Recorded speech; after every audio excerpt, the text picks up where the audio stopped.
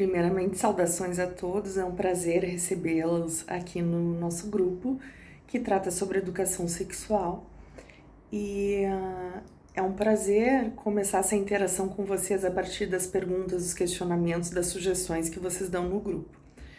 E a gente recebeu então uma mensagem pedindo para falar um pouco sobre educação sexual naquela fase, né, da primeira infância, ali na escola, onde as crianças são pequenininhas, a gente não sabe direito o que abordar, como abordar, por que abordar, né? E por que é importante abordar já na educação infantil? Porque a educação sexual começa antes da criança nascer, começa nas expectativas. Quando a mulher tá grávida, a primeira coisa que se quer saber é o quê? Se é menino ou se é menina, né? Aí a criança dá um chute na barriga, o que se pensa na hora, vai ser jogador de futebol ou vai ser bailarina, né? Já começa a se atribuir ali os papéis sexuais do que é ser homem, o que é ser mulher, o que é ser menino, o que é ser menina. Aí cresce um pouquinho, a menina tá sentada de perna aberta, fecha essas pernas, menina, isso não é coisa de menina. Ou o guri chora, engole esse choro, isso não é coisa de menino. Então a gente já começa a incutir na cabeça das crianças algumas coisas relacionadas aos papéis sexuais dentro da nossa cultura, da nossa sociedade, e a partir daí a gente molda as masculinidades e as feminilidades do jeito que a gente conhece hoje. Existem muitas maneiras de fazer isso, tá?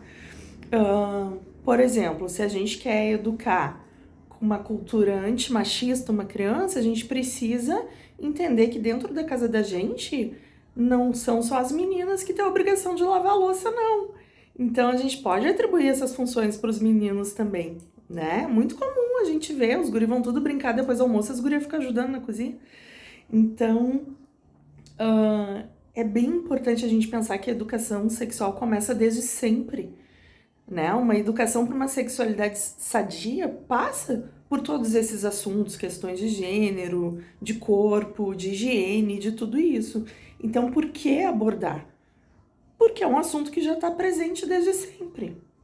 Mas como fazer isso, então, com uma criança pequena, diretamente com uma criança pequena?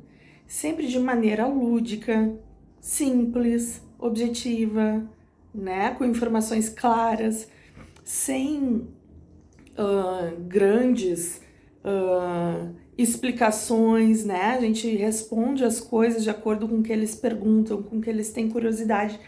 E se a criança faz uma pergunta, é porque alguma teoria ela já tem, né? Alguma coisa já está passando pela cabeça dela. Cabe a gente esclarecer. Então, assim, uma maneira, uma boa dica para os educadores e para os pais também ganharem um tempo quando as crianças fazem as perguntas é devolver a pergunta. O que tu já sabe sobre isso? De onde vêm os bebês? O que tu já sabe sobre isso? O que tu acha? De onde eles vêm? Aí vocês vão saber o que a criança já está pensando e vai dar tempo para vocês elaborarem uma resposta em cima daquilo que ela está trazendo. Então, sempre de maneira leve, lúdica, né? E tranquila, vamos manter a tranquilidade. Se a gente não souber responder na hora, é melhor a gente dizer que não sabe, que vai pesquisar e que depois responde e depois responder mesmo, do que dizer, sai daqui, isso não é coisa pra ti, isso não é coisa de criança, porque isso também, o silêncio também educa, né, gente? Educa dizendo que é tabu, que é proibido, que é feio, que é sujo, que é pecado. E aí as crianças vão crescendo com esses conceitos internalizados. Então, dá pra fazer isso de maneira leve, brincando. E o que a gente pode abordar diretamente com crianças pequenas, né? Chega uma fase que elas começam a perguntar por que não tem piu-piu, ou por que tem pepeca, né? Por que a mãe tem seio e ela não tem, né? Eles perguntam. Então, a gente já pode fornecer para eles essas noções de corpo, né?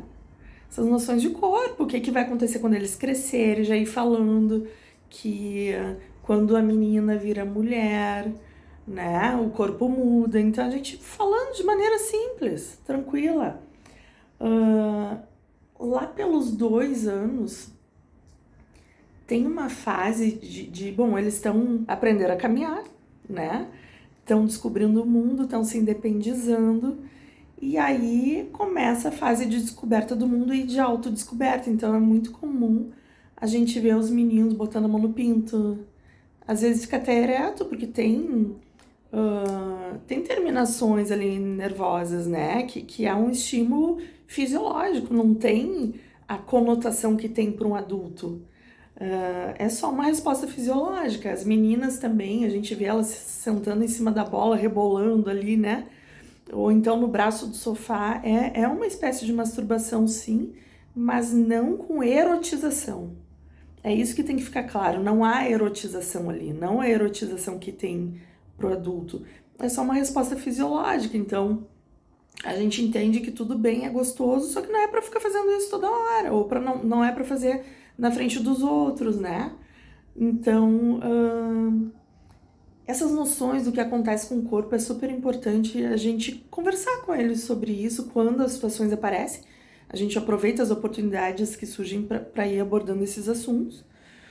Outra coisa que dá para falar também com criança pequena é sobre higiene, né? Higiene, autocuidado. E aí, quando tá ensinando a lavar a mãozinha, né? Aí lava o cabelinho, que gostoso esse cafuné, mostrar que carinho é importante, é gostoso, é saudável, também faz parte da educação sexual, ensinar as crianças a serem carinhosas para que quando sejam adultas elas reproduzam isso, né? Não sejam aquelas pessoas que não dão nem um beijo de bom dia nos outros familiares, né? Acordam, saem andando, famílias que não manifestam carinho. Então, se desde pequenininho a gente conseguir ensinar isso, vai crescer achando muito natural, vai reproduzir isso depois. E quando a gente fala de autocuidado também, né, de carinho e de cuidado com o próprio corpo, quando a gente aborda higiene, por exemplo, isso é importante de dizer, que existem partes no corpo da gente que ninguém pode tocar, a não ser a mamãe, sabe? Ou o papai, enfim, as pessoas responsáveis de confiança da família da criança. E que se algum familiar, pode ser a pessoa mais legal do mundo, ou um vizinho, ou um amigo, ou um parente, enfim, fizer uma brincadeira que cause algum desconforto, que a criança não ache legal, né? E principalmente se aquele adulto pediu segredo, pediu para a criança não contar para a mãe ou para o pai ou para o responsável, aliás, alguma coisa, é porque tem alguma coisa errada e é para contar sim, né? Então a gente ia orientando isso. E aí, gente, para abordar tudo isso, tem vários livros infantis, tem dinâmicas que a gente pode aplicar. A gente pode botar um papel pardo no chão, uma criança deitar e desenhar em volta dela o corpo humano, depois ir colocando as partes, nomeando, ensinar a nomear com os nomes corretos. Dá para fazer também aquela brincadeira que a gente desenha um corpo humano e eu vou mandar um exemplo para vocês, que é o semáforo, né? As zonas verdes são as zonas livres, onde as pessoas podem tocar, né? As zonas amarelas são as que, com restrição, assim, né? Não é para chegar muito perto das partes proibidas, tipo seio, vulva, pênis, nádegas, né? E aí a gente pinta de vermelho aquela parte ali. É uma dinâmica bem bacana e educativa que dá para fazer. E tem os livros infantis, que são maravilhosos, alguns tratam de abuso, outros tratam de várias questões, assim, que a gente pode, sim, abordar com as crianças pequenas e que vão auxiliando no desenvolvimento delas para uma sexualidade, para uma vida saudável, feliz, satisfatória, tá bom? Se tiver alguma dúvida, fique à vontade. Quem tiver mais material para compartilhar sobre o tema também, sinta-se à vontade de fazer essas trocas no grupo. E quem tiver mais sugestões de temas para a gente trabalhar também, por favor, sugira que a gente vai atrás do material, tá? Beijão grande para vocês, muito obrigada por estarem comigo até agora. 9 minutos e meio de vídeo, tá na hora de dar tchau, um beijo e até a próxima.